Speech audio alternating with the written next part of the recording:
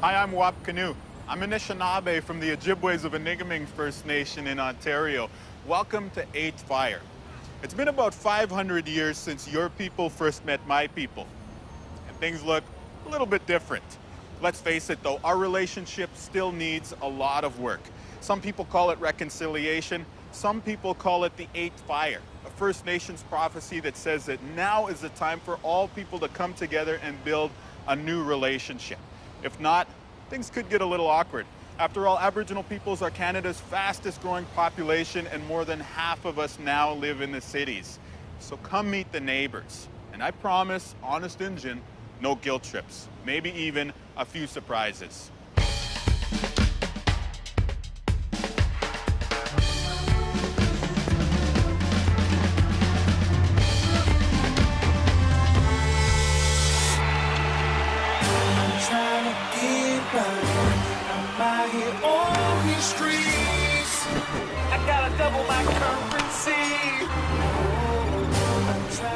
We're kind of invisible almost.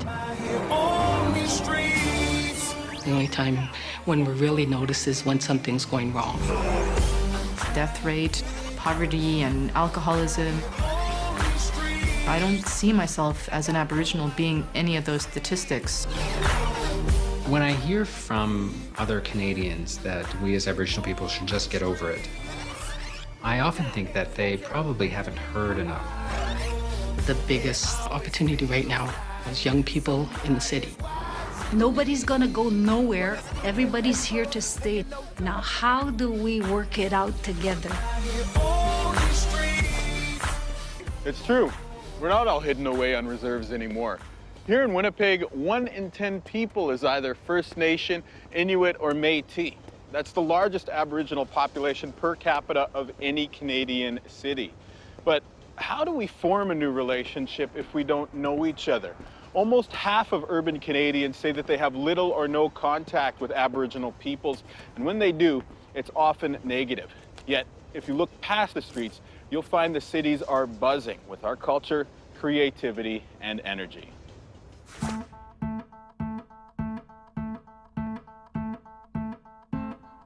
What stereotypes do you have as a Canadian about Indigenous people? I really, really ask you to examine those stereotypes that you carry.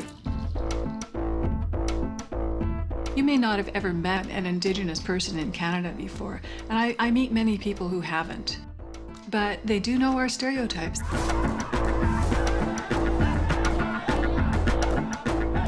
The biggest stereotypes? You meet people and say, well, you're not native, are you? We're still native in Canada? Non-educated, alcoholics and drug addicts, lazy. Very negative, very put down. Taxes, that's a big one. I'm sorry, I pay a lot of taxes.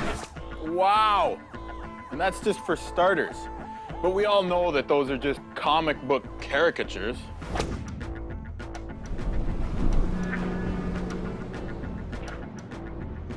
I tell people I'm an Aboriginal artist. They're like, oh, so you carve totem poles? And I'm like, no. Oh, so you paint buffaloes? No, I draw comic books.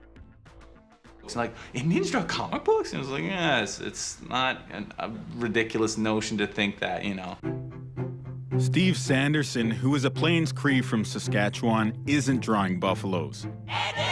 But he has drawn for a popular animated series in the States and worked on computer games. His early influences were big. Growing up was the Incredible Hulk.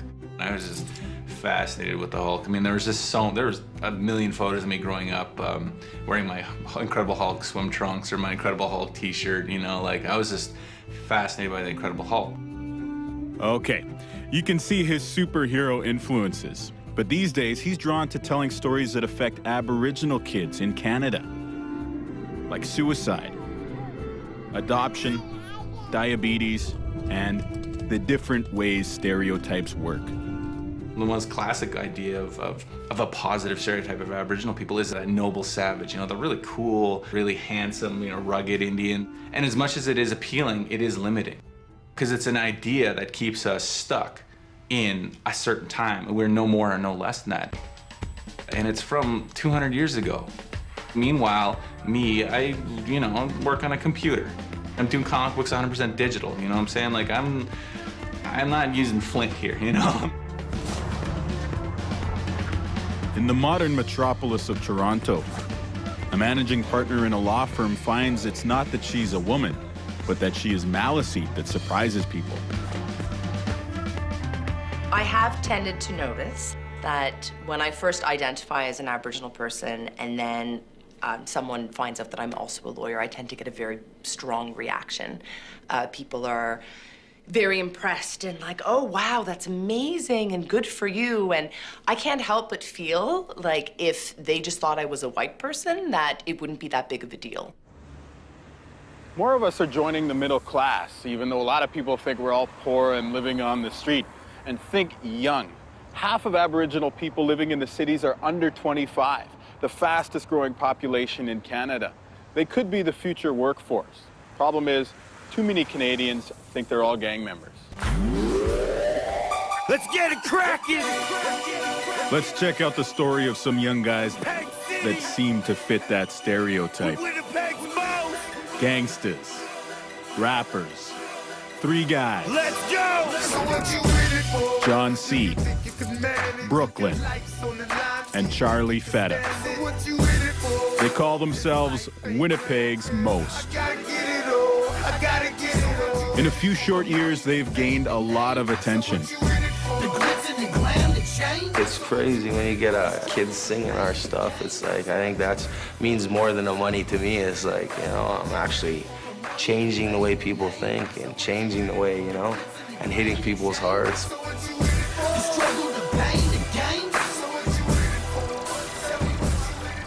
It was John C. and Feta who first met and started making music together. Brooklyn joined them a year later and recorded an album that took off. Now they're winning awards, had a spread in Maclean's magazine. They even opened their own store. We got the gear. We're gonna get into our own jeans, all sorts of stuff. And are swarmed by fans. We were stopped at Calgary to hop on the next plane, and two middle-aged white men, like in their, like, I would say early 50s, like look at me and John C. and says, "Are you the most?" It's like, my kids love you. He's like, "I need a picture right now." Pulled us aside, took a picture of me and Billy were like, this is crazy. Between these guys, race isn't a factor. Grade 6, I started playing guitar, I started being into hip hop. Charlie Feta isn't even Aboriginal. Yeah, Feta is like pink. He's not even white, he's pink. Our relationship, it's like we said, we've never tried to ever be racist or ever, you know, look at that sort of aspect. I'm with two Aboriginal guys. I know both their families. Their families treat me the same way, so it's like I'm really colorblind when it comes to things like that. You see it, but I don't. Brooklyn, who is Métis, and John C., whose mother is Anishinaabe from Saugeen First Nation, grew up in the inner city. Like 1 out of 3 Aboriginal kids, they didn't finish high school. The north end of Winnipeg is basically the lower end of Winnipeg. There's a lot of space for underachievers, so to speak. Some in the community say it's more than just underachievement. They say it's not that Aboriginal kids are dropping out of school, rather that they are being pushed out because they don't feel included. If our kids continue to be taunted on the playing fields and pushed out of schools and experience racism and all kinds of other things, they're not going to think that they deserve better, and they're not going to trust that they can go to a certain program or go to a certain place and make positive changes in their lives because of what other people are still imposing upon them. Let's just say you're a normal person. Race isn't a factor, sex isn't a factor, looks aren't even a factor. And you've just grown up in a negative environment. Everybody tells you you're stupid. Everyone tells you you're nothing. Everyone looks at you, even if they don't even say anything, they just give you that look. I don't think you're gonna behave to your full potential. Aboriginal kids are 5 times more likely than non-Aboriginal kids to be in trouble with the law. And let's come clean on Winnipegs Most. They wrestle with demons of a recent past. Feta and Brooklyn spent time in prison. I was a horrible guy back then. I just had no emotion, no nothing. I was a monster. It's estimated Aboriginal gangs could double in membership in the next 10 years. So why do a higher percentage of our kids join gangs? Well, it's partly because of racism and the effects of colonization. And Aboriginal kids are twice as likely as non-Aboriginal kids to live below the poverty line. I grew up where it was hard every turn. It was never easy for me. I went out and I did certain things to get myself nice clothes, you know what I mean? I clothed myself. There's a lot of influences out there, and when I was young, the influences out there was crime. It wasn't music, it wasn't this, it was crime. You've seen your mom get beat up your whole life and seen your dad sell drugs and all that. You're probably gonna do the same thing. If I didn't find music when I did, I'd be those two options, dead or in jail for life.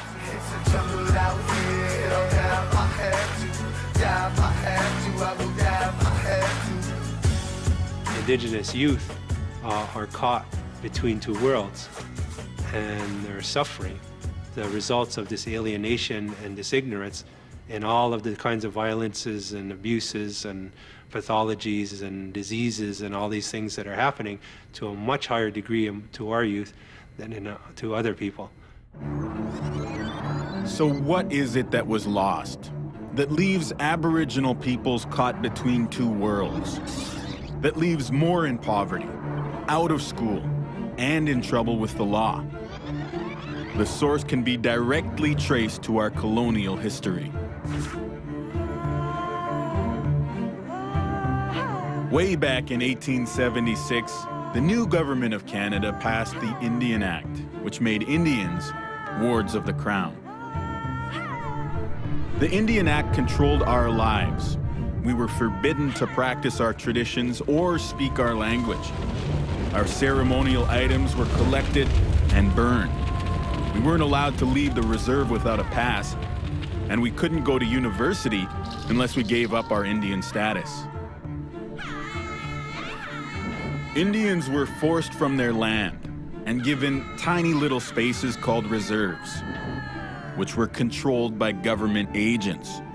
We were supposed to live out of the way of the settlers who took our land. This country is founded on, I think Daniel Francis writes about it, but it's founded on the negation of Aboriginal people to justify the theft. You know, that's just, you know, someone comes into your house and you welcome them, and then pretty soon they take over your house. You have to have a reason for it. Well, it's because they're not really human.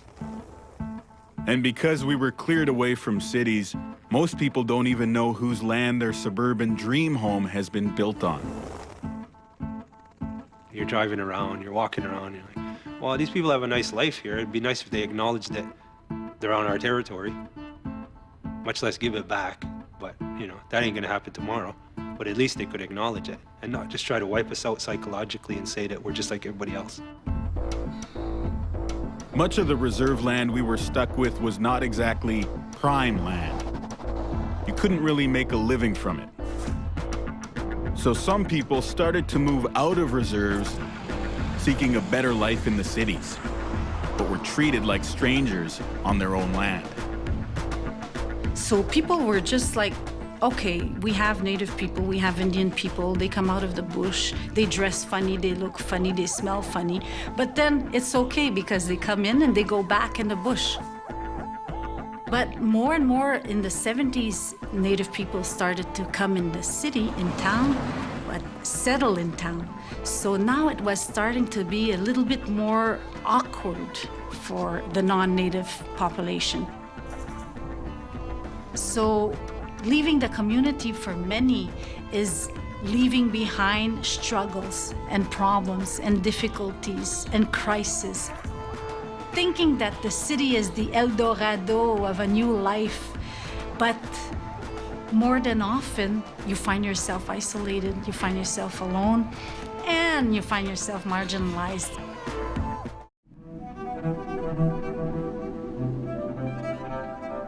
What do Elton John and Belinda Stronach have in common? Well, they both own paintings by Cree artist Kent Monkman. His work can sell for $150,000. Monkman questions the colonizers' view of history and their view of where Indians belong in the world. Why are Aboriginal people living in the cities? And then I started thinking, well, why are people living on reserves? Reserves are in many places arbitrary, artificial places that were established by the Canadian government. I think there's a perception that Aboriginal people all come from a reserve. Well, I don't know if anyone in my family actually lived on that reserve. If they did, it wasn't for very long, because it wasn't really a place where we wanted to call home.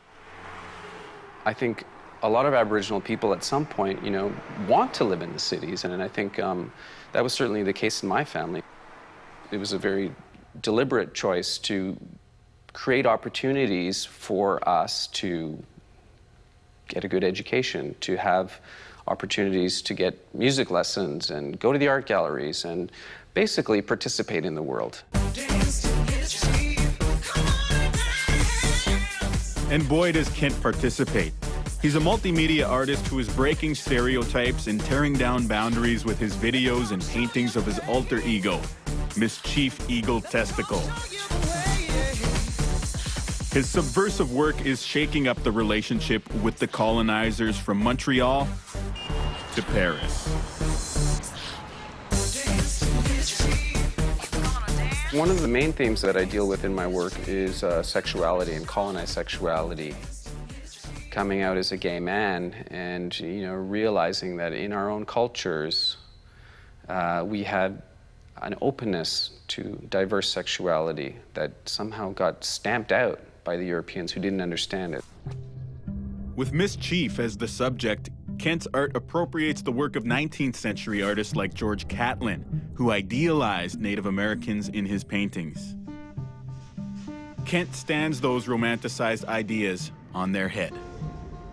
So I created Mischeif. So she's really, this flamboyant, kind of egomaniac artist who's in all of her own paintings. She's kind of reversing the gaze, where it's the Aboriginal artist who's looking at the Europeans.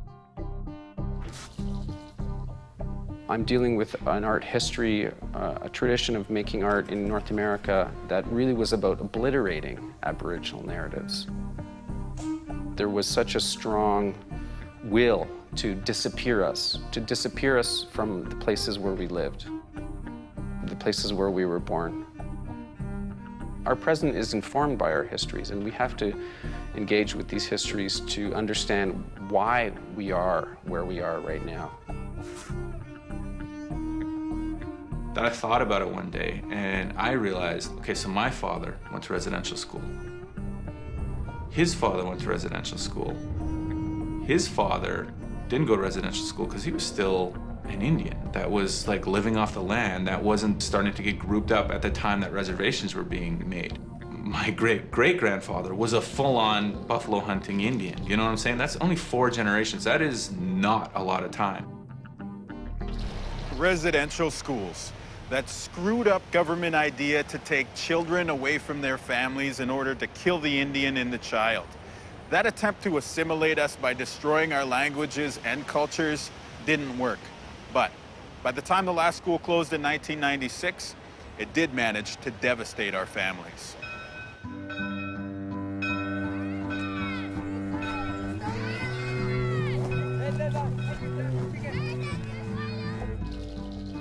I think the state has done a lot to make sure that we implode.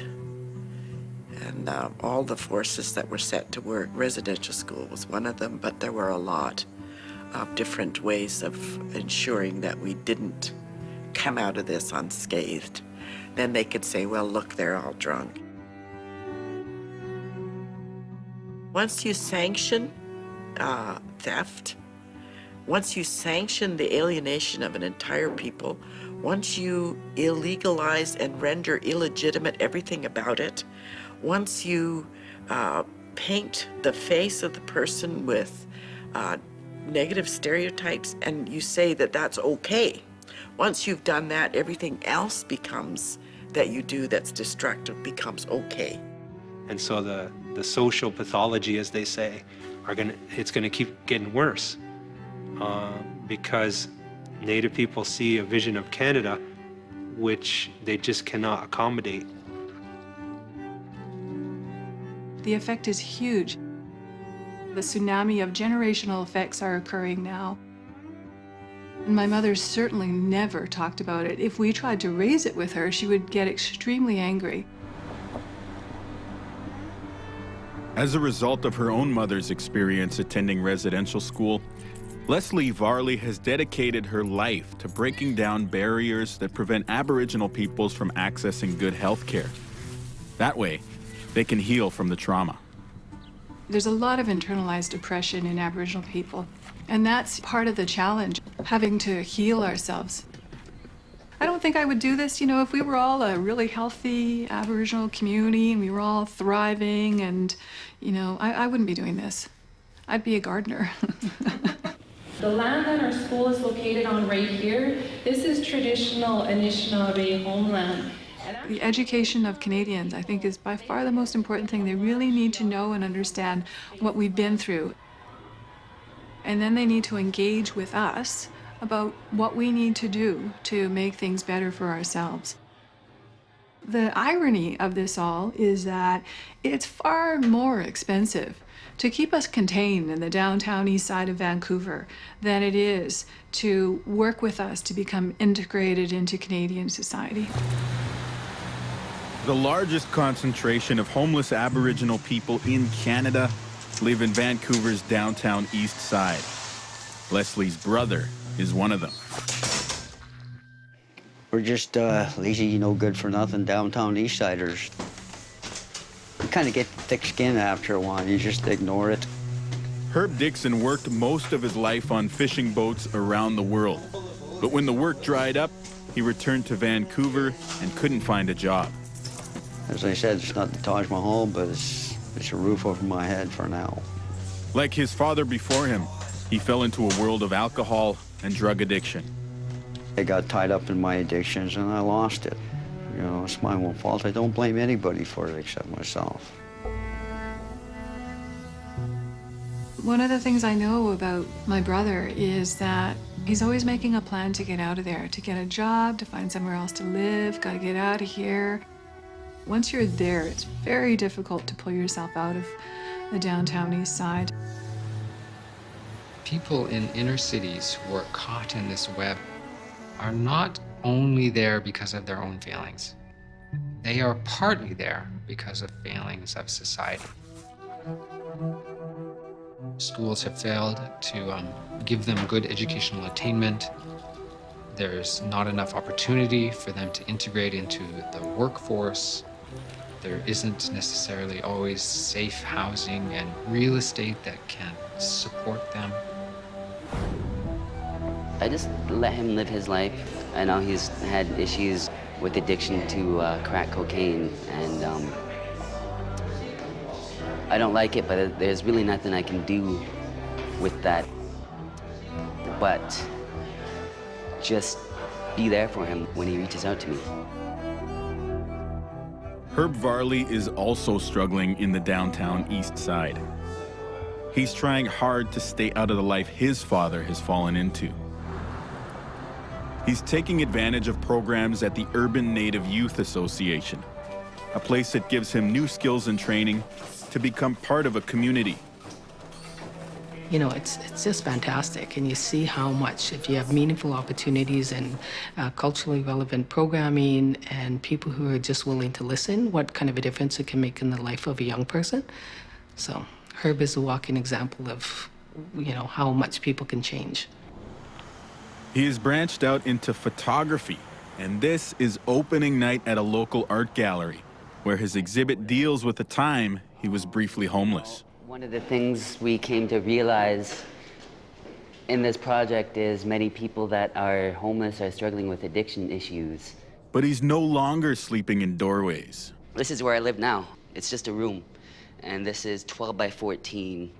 A jail cell is 12 by 8. He invited his father to come tonight. Yeah, he's going to be here soon.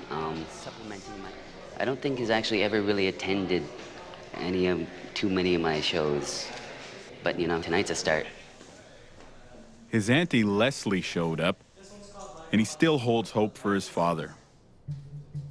But at the end of the night, he's a no-show. He wasn't really there when I was growing up, and I don't have any resentment towards that because he was living his own life. He was going through his own struggles. For that entire time that residential school was in effect, our families were destroyed. And now we're really only relearning again how to be families without constant fighting, without constant bickering. Because we're just not used to it anymore because our families were broken up. I think what people need to realize is that things can change so quickly. I had such challenges growing up in my life, you know, all kinds of things, alcoholism and single parent and living in the projects, and my mother passed early. But when I look at my children, my daughter's a PhD student, my son is an established artist. So it gives me great hope for the future to see how much things can change within one generation.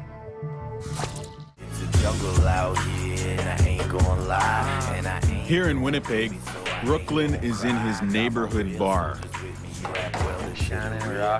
This is familiar territory. All these people we know in some way. A refuge from the stresses of his music career. This is where he grew up. Our mayor, she got murdered. Jungle out here. As a kid, Brooklyn already was a budding rapper.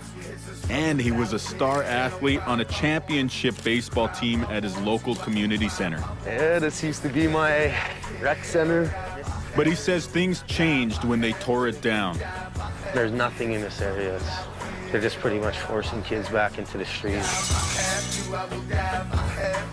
He's recognized as a celebrity and hero, but also for his criminal past. It continually comes back to haunt him. In general, look, there's the bad guys right there, eh? Just watching. Watch, they'll come mess with us. They'll come mess with us for sure. What's your name, sir? Prefontaine. Oh, yeah. Nice to meet you, right? Yeah, you've met me. As far as that goes, same old. It's never gonna change. Never, no matter how good we do. Brooklyn's friend Brett is arrested on an outstanding warrant. That's not how you... That's how I do it. That's how I... He will be released 2 hours later.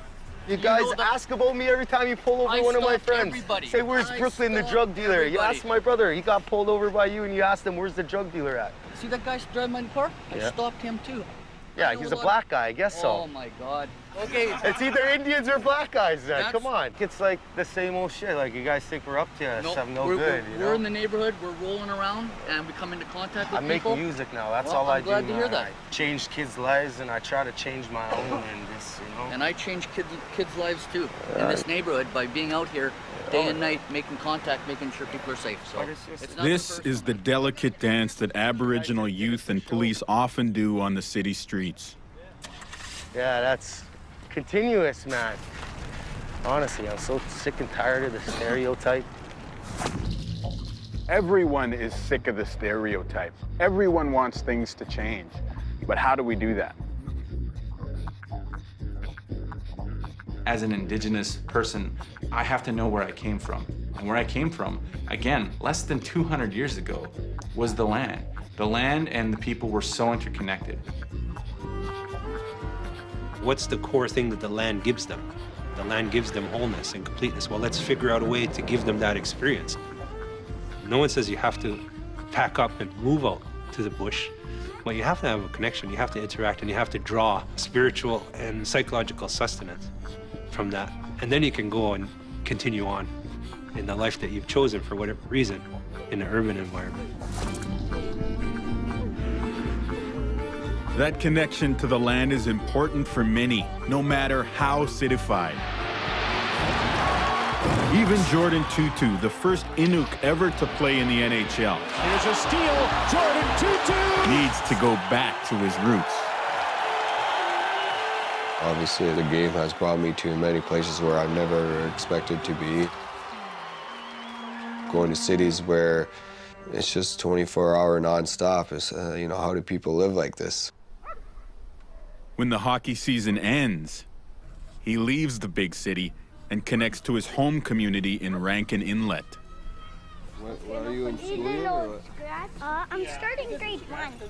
I always know that I have people that I can count on to understand me for, you know, Jordan, the kid that grew up here, not Jordan, the hockey player that is living the high life. Oh, I definitely have a connection with nature. I'm getting full of feathers. You got to respect the land.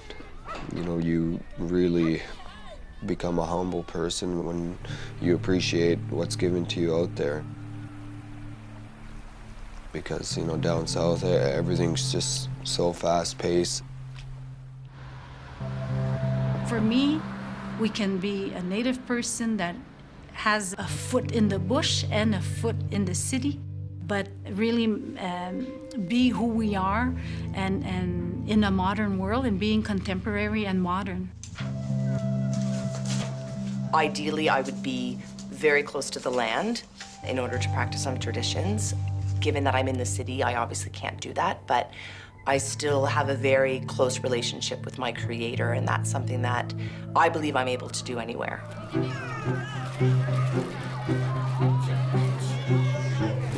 In most cities, the local Native Friendship Center has become the place to go for cultural activities. At the Friendship Center in Val d'Or, a 7-hour drive north of Montreal, a new program is proving hugely popular with non-Native parents.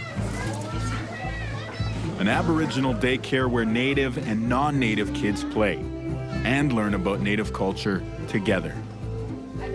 We live in a city where there's a lot of Native people, so I find it interesting that at a young age they learn about each other's culture. I find it's a good way to counter racism. When we opened our doors, we were hearing comments about the quality that could be not as high as a non-Native daycare because it's in a Native environment. But now we see that we have waiting lists of non-Native family in Val d'Or that wish to have their children integrate this daycare. Who am I? In a sense, it's the same problem that our ancestors faced when they were dispossessed and moved to the city in the first place. I used to be a hunter. Who am I now? Or what good am I now? They have to reinvent themselves, right? And some do and some don't.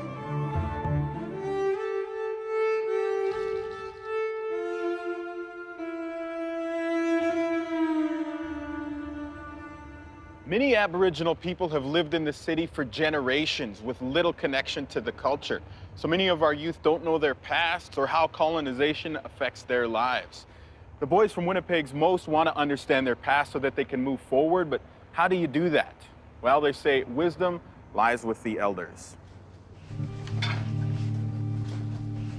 So we arranged a meeting between Winnipegs Most and elders Stella Blackbird and Audrey Bone to see what would happen.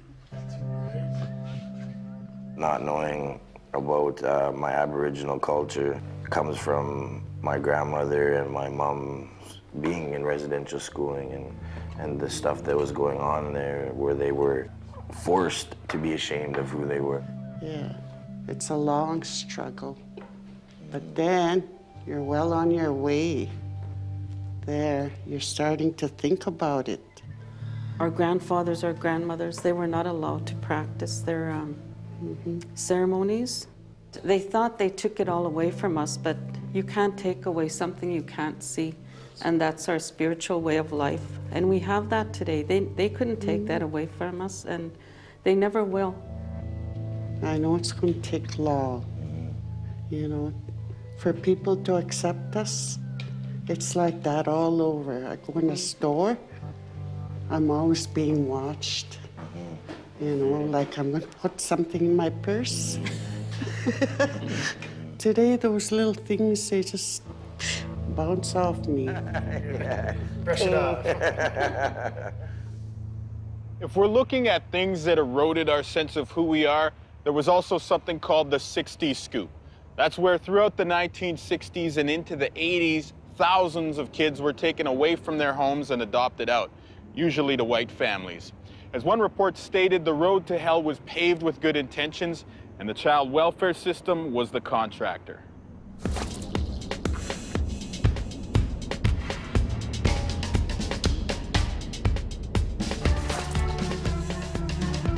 I don't remember any of this. I don't remember being this age. I don't remember getting off the plane. I don't remember hardly anything. Basically, I was put in almost like a catalog so that my parents can choose which child they wanted, and I guess they thought this was a really cute picture, so they chose me, and off I went from Manitoba right over to Montreal. At the age of 3, Nakusset was adopted out to a Jewish family where her name was changed. Misguided social workers thought it would be better if she didn't identify as Aboriginal. So I know that my mother used to try to tell people that I was Israeli because I'm dark, so that would sort of make a better story. You know, I was just a kid, you know, having a rough time, looking the way I do and being brought up. Like, I would go out with Jewish boys, and their parents would take a look at me and go, She's hurt. Strangely enough, she discovered her Aboriginal identity through this 1990 Academy Award-winning movie. It's kind of embarrassing, but I saw the movie Dances with Wolves, and then I became a born-again Indian. I was just like, wow, I'm gonna wear a braid now, I'm gonna wear a choker, and I did. Against her parents' wishes, she began to explore her Aboriginal identity. She changed her name to Nakusset, which means the sun, a spirit name given to her by an elder. She began to feel she belonged somewhere. Now she runs a shelter for Aboriginal women. So now what I need from the rest of you is, what are they going to be saying? And works to bring all people together to improve lives. Because we have to work together, and also I have a strong feeling that if we wait for the government to address our issues, that's never going to happen. And at home, she's making sure her kids know who they are and where they come from. I gave my children Aboriginal names, so people will know right away that they are. Since they're babies, they've been to powwows, so they're not going to have any issues about whether they are or not. They'll know they are.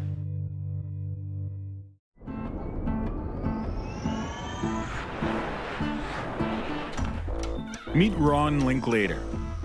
He really fusses over the new additions to his family. Hey boys, how you doing? Here's Dipper. I take them out twice a day. I take them to their walks. They mean a lot. He seems to live the typical suburban lifestyle. But it wasn't always this way.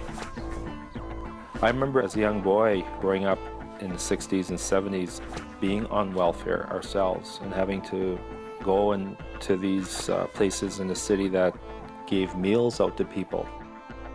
Come on, baby, come on. So he's thankful for what he has today, and he acknowledges it was hard to adjust. Making friends, trying to live in a whole different environment, you know, it really was a struggle for me.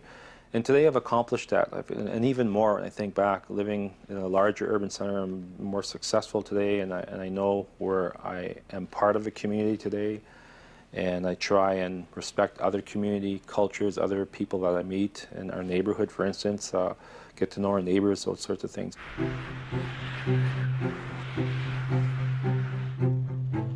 For Ron, the good life isn't about enjoying the benefits of the suburbs. It's about being true to his culture and traditions. And it's about sharing his knowledge with Canadians in his day job. The Anishinaabe language. Here it's with future counselors at Red River College in Winnipeg.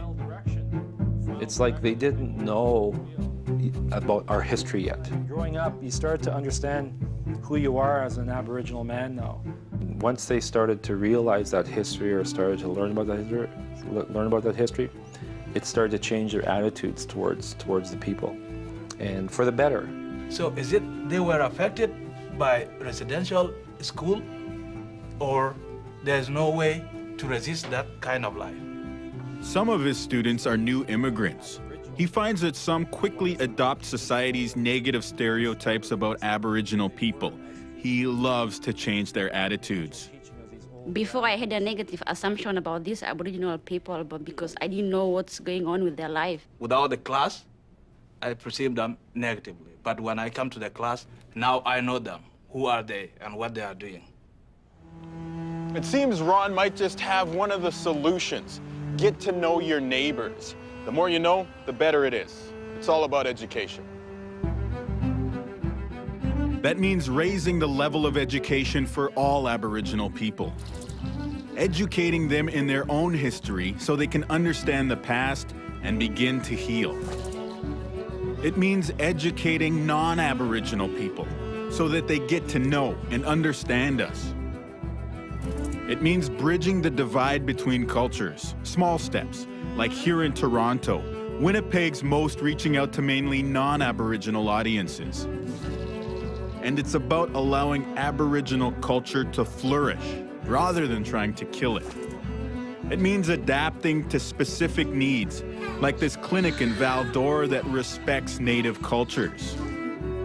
In the end, it's all about changing and strengthening the relationship between us. A dialogue is created, it doesn't just happen out of the blue. A dialogue is built with time. It's built with people, individuals that believe in the fact that we're sharing the land. The good life is where you and I can see each other on the street, find each other interesting, establish a connection, and build a relationship from there. That's the good life.